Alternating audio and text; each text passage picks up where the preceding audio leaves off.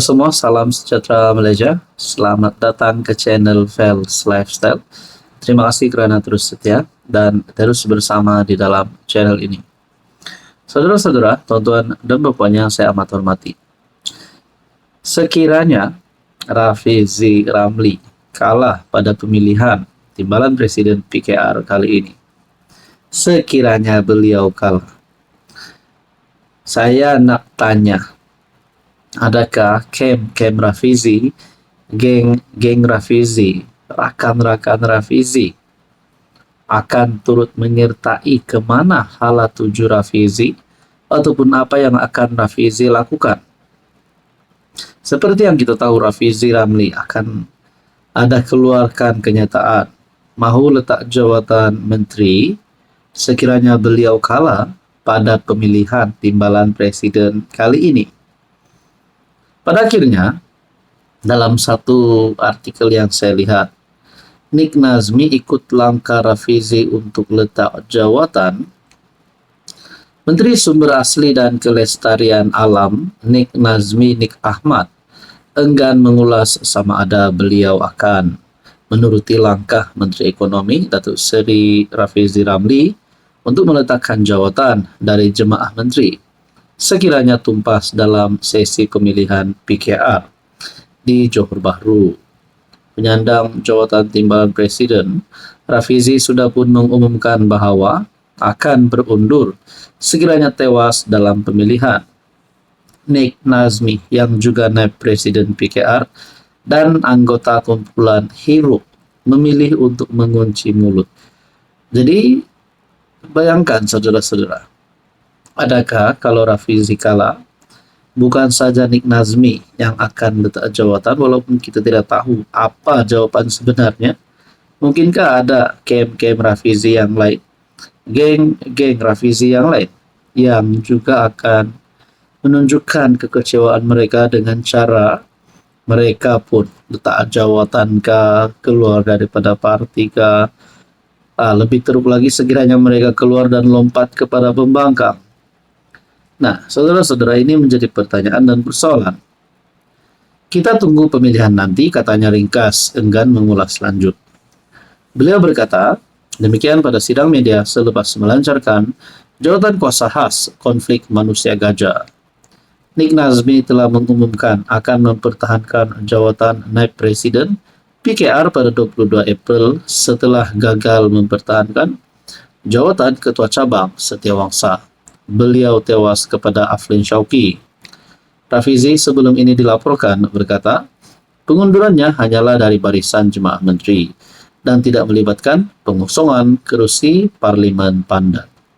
Nah, saudara-saudara, Rafizi akhirnya dalam kenyataan dikatakan pengundurannya hanyalah daripada barisan jemaah menteri, bukan melibatkan pengosongan kerusi ahli parlimen beliau.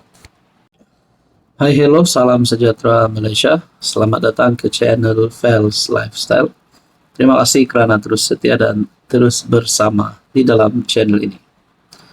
Saudara-saudara, tuan dan perempuan yang saya amat hormati, berkaitan dengan pemilihan jawatan nombor 2 PKR kepada penyokong Rafizi, sudah pasti mahu Rafizi mempertahankan jawatan tersebut. Manakala kepada pencabarnya Nurul Izzah, penyokong kepada Nurul Izzah juga pasti mahu mempertahankan jawatan, mahu Nurul Izzah menang jawatan timbalan ataupun nombor 2 parti PKR. Tapi ada satu persoalan. Apakah kelebihan dan juga keburukan sekiranya Nurul Izzah menang? Apa kebaikan yang ada ataupun apa keburukan yang ada, dan mana satu yang lebih ketara sekiranya Nurul Izzah menang?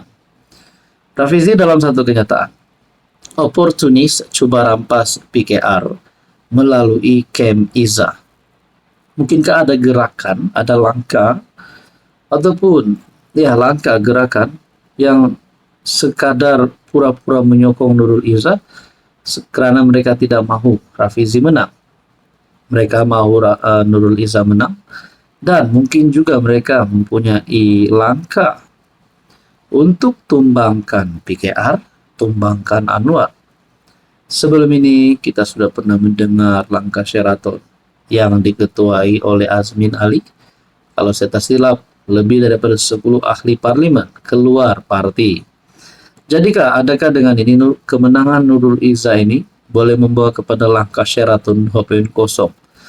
Ataupun mungkin bukan saja 10 MP, lebih 10 MP yang bakal keluar daripada parti.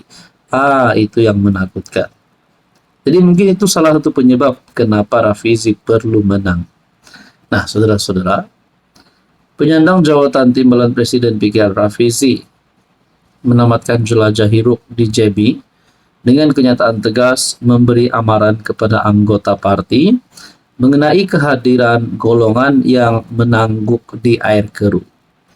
Dia mendakwa kumpulan ini coba mengambil alih parti dengan menumpang pengaruh penjabarnya, Naib Presiden PKR Nurul Izzah.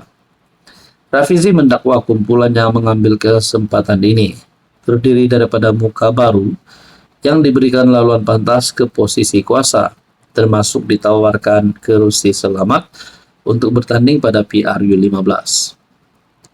Pemilihan kali ini adalah pertempuran antara kumpulan reformis awal, reformis asal, jiwa kita, jiwa reformis, ini satu kumpulan. Satu kumpulan lagi kumpulan menangguk di air keruh, kata Rafizi. Rafizi juga merujuk langkah Sheraton pada 2020 yang menyaksikan 11 MP PKR diketuai timbalan Presiden ketika itu, Azmin Ali, keluar parti. Kami pikir selepas langkah Sheraton, saiz kumpulan ini menjadi semakin kecil, tetapi ternyata bilangan mereka telah makin besar. Dalam kritikan tersirat terhadap kempen Nurul Izzah yang diberi jenama damai, Rafizi turut membidas pemilihan lokasi acara dan mendakwa tarikan kebendaan digunakan untuk menarik kehadiran. Rafizi mendakwa jelajah Nurul Izzah dilihat lebih menumpukan kepada tempat mewah di hotel dan pemberian jamuan percuma kepada hadirin. Kita pernah menolak taktik kempen sedemikian apabila dilakukan oleh pesaing politik kita. Dalam artikel ini berkata, saya kesian pada Izzah sebab dia kena tanggung beban nepotisme sampai bila-bila. Orang yang dulu duduk di sekeliling Azmin sekarang jadi kumpulan utama sokong Izzah. Yang paling menakutkan adalah kalau ada langkah Sheraton 2.0, kalau masih ada camp Azmin di dalam PKR yang masih mau membuat langkah tersebut mengikut jejak langkah Sheraton, itu yang paling menakutkan. Saudara-saudara, apa komen Anda?